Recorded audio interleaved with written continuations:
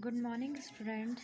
आज हम स्टार्ट करेंगे हमारी क्लास 9th का चैप्टर नंबर 15 जो कि है प्रोबेबिलिटी यानी कि प्रायिकता। हिंदी में उसको प्रायिकता बोला जाता है।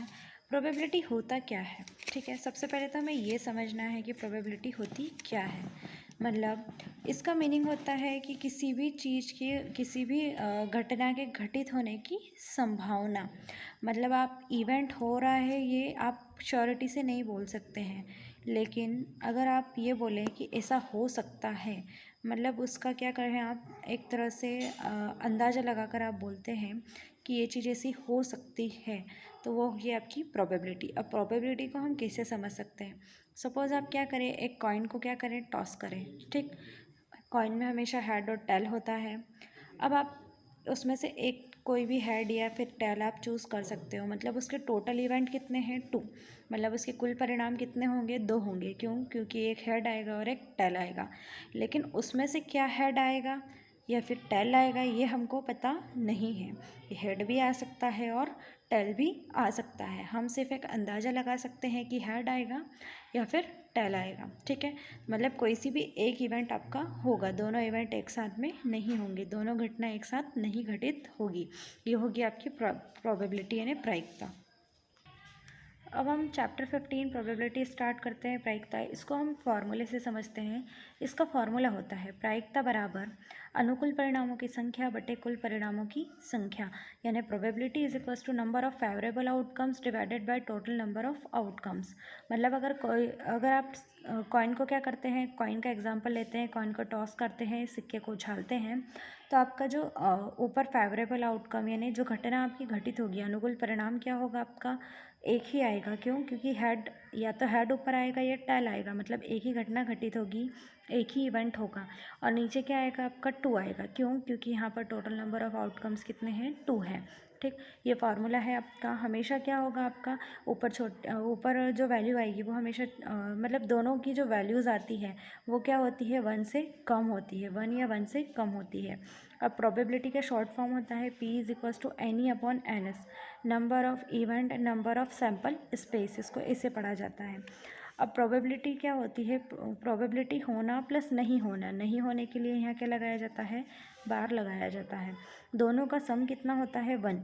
मतलब the probability of an event lies between 0 and 1। मतलब 0 और 1 के बीच में ही आपकी प्रोबेबिलिटी होती है। ना तो 0 से कम होगी ना 1 से ज़्यादा होगी। प्रायिकता का मान 0 से 1 के बीच में होता है। अब हम एक्सरसाइज स्टार्ट करते हैं। आपका एक्सरसाइज 15.1 का फर्स्ट क्वेश्चन है।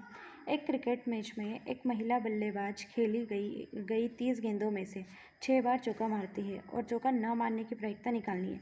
मतलब टोटल 30 गेंदें मिल रही है उसको, उसमें से 6 पर वो क्या मारती है? चौका मारती है, लेकिन बाकी पर चौका नहीं लगाती है। मतलब आपको उसकी क्या निकालनी है? चौका नहीं लगाने की प्रायिकता ज्ञात करनी है।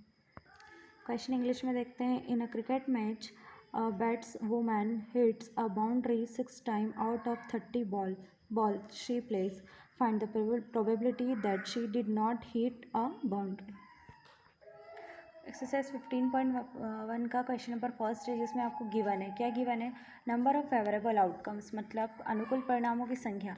मतलब टोटल कितनी बॉल्स है? 30 बॉल्स है। उसमें से 6 पर वो क्या लगाती है? चौका लगाती है। ठीक है, इसलिए यहाँ पर क्या आएगा? नंबर ऑफ फेवरेबल आउटकम यानी अनुकूल परिणाम आ जाएंगे 6, और नंबर ऑफ टोटल आउटकम्स यानी कुल परिणामों की संख्या 30 होगी, क्योंकि टोटल कितनी बॉल्स थी? 33। ठीक है, 33। उसके बाद probability is equals to number of favourable outcomes divided by total number of outcomes. ये इसका फार्मूला होता है किसका? प्रोबेबिलिटी का। प्रायिकता बराबर अनुकूल परिणामों की संख्या बटे कुल परिणामों की संख्या, जिसको शॉर्ट फॉर्म में P E is equals to n E upon n S भी लिखा जाता है। अब आपके अनुकूल परिणाम कितने हैं? 6, और कुल कितने हैं? 30। ठीक है, तो इस ऊपर लिखेंगे हम 6, नीचे लिखेंगे 30, क्योंकि नंबर ऑफ फेवरेबल आउटकम्स आपके 6 है और टोटल नंबर ऑफ आउटकम 30 है। 6 1 जा 6, 6 5 जा 30, कितना आया? 1/5। लेकिन हमसे क्वेश्चन में ये नहीं पूछा था, हमसे ये पूछा था कि उसकी प्रोबेबिलिटी नहीं होने सॉरी जो आप वो चौका लगा रही है 6 बॉल पर, बाकी पर नहीं लगाती है, तो उसकी प्रोबेबिलिटी आपको निकालनी थी। तो उसको निकालने के लिए हम पी ई बार की वैल्यू निकालेंगे, जो कि हमें पता नहीं है। अब आपके पास एक फार्मूला है PE प्लस PE बार, मतलब प्रोबेबिलिटी होना और नहीं होना दोनों का सम कितना होता है 1। लेकिन यहाँ पर नहीं होने की निकालनी है हमें, इसलिए PE बार हम यहीं रखते हैं और PE को ट्रांसफ़र करके उधर लेकर जाते हैं। तो 1 माइनस क्या आएगा PE, तो PE bar is equals to 1 minus, अभी आपने प्रोबेबिलिटी कितनी निकाली 1/5, इसका एलसीएम लेंगे 5 पंजा 5 माइनस 1 डिवाइडेड बाई 5 में से 1 जाएगा तो कितना आएगा 4, मतलब प्रोबेबिलिटी नहीं होना कितना हो जाएगा आपका 4/5। इस तरह से क्वेश्चन नंबर फर्स्ट फिनिश होता है। अब हम क्वेश्चन नंबर सेकंड करते हैं। 2 बच्चों वाले 1500 परिवारों का यादृच्छा चयन किया गया है और निम्नलिखित आंकड़े लिख लिए गए हैं। मतलब 2 बच्चे वाले क्या हैं 1500 परिवार है और उनको आपने चूज़ किया, रेंडमली चूज़ किया हुआ है और उनके जो आंकड़े हैं उसको लिख दिया है। परिवार में लड़कियों की संख्या और परिवार की संख्या, मतलब 2 लड़कियां जिस परिवार में है ऐसे परिवारों की संख्या कितनी है 475, एक लड़की है वहाँ पर 814 और जहाँ एक भी लड़की नहीं है यानी 0 है तो वो ऐसे कितने परिवार है 211 211। यादृच्छा चुने गए उस परिवार की प्रायिकता ज्ञात कीजिए जिसमें 2 लड़कियां हो, एक लड़की हो, कोई लड़की भी ना हो।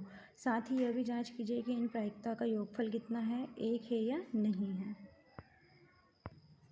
क्वेश्चन नंबर सेकंड आपका है 1500 families with 2 childrens were selected randomly and the following data was recorded, number of girls in family and number of families. तो यहाँ पर अभी मैंने बताया 2 गर्ल्स है जिस फैमिली में, ऐसी फैमिलीज़ कितनी है 475, 1 के लिए 815 और जहाँ एक भी गर्ल नहीं है वहाँ 211 फैमिलीज़ है। Compute the probability of a family chosen at random having 2 girls, 1 girl and no girl. Ask checking whether the sum of these probabilities is 1.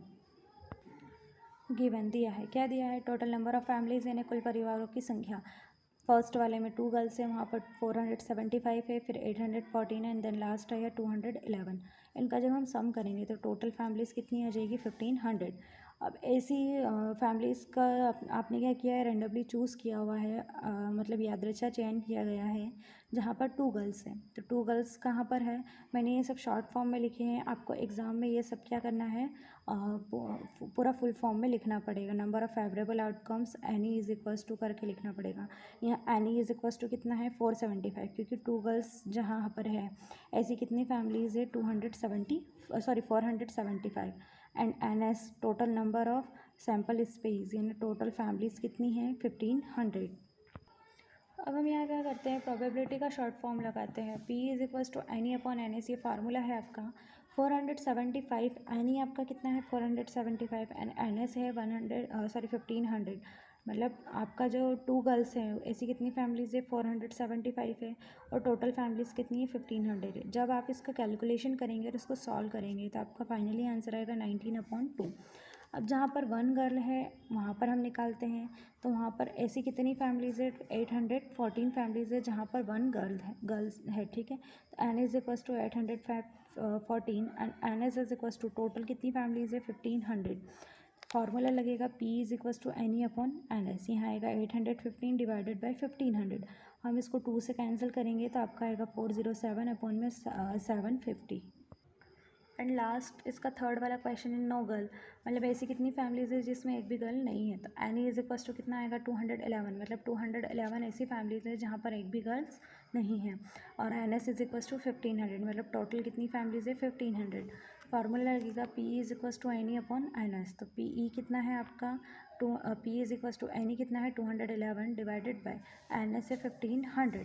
तो यह हो गया आपका फाइनली आंसर। अब हमें क्या करना है इसको वेरीफाई करना है, तो वेरीफाई करने के लिए हम तीनों आंसर्स को यहाँ लिख लेते हैं।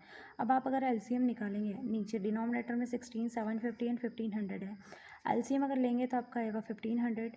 अब आप क्या करेंगे इसको रफली कहीं लिखेंगे, जैसे 19/16 प्लस 407/750 यहाँ पर आएगा प्लस 211/1500।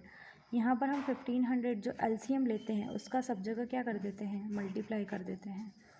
तो यहाँ पर हमने किया मल्टीप्लाई, ये कैंसिल हो गया, 750 वन जा 750, 750 टू जा कितना आएगा 1500, तो यहाँ कितना आएगा 2 आएगा। यहाँ इसको हम 16 से कैंसिल करते हैं तो आपका आएगा 25, तो यहाँ आएगा 19 इंटू 25, यहाँ आएगा 407 इंटू 2 और यहाँ आएगा ऑलरेडी 211 है तो वही आएगा क्योंकि इंटू में क्या जाएगा आपका 1।